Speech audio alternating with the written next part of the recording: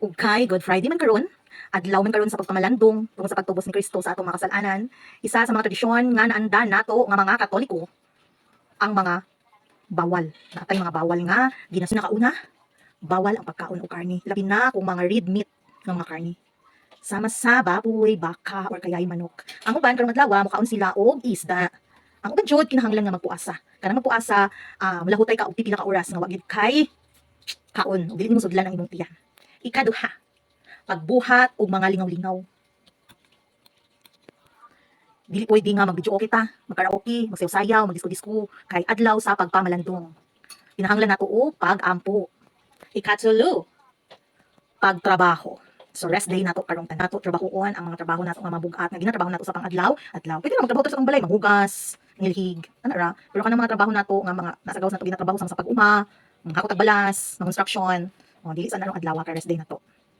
Four na ta ha. Bawal maligo sa sapa or sa dagat.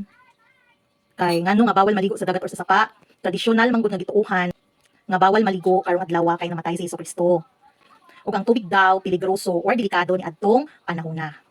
Ang uban sad ningon nga kung maligo ta karon nga Good Friday, pwede daw ta magkasakit. Then number 5. Bawal ta manunglo. Bawal ta karon mamalikas. Bawal ta karon mangita og away. Mao na ang kaaway nimo. Di sa nimo awayon karon sa sunod na ugma. Kay lagi adlaw ron sa pagpamalandong og sa pagbinuutan kay Biyernes Santo.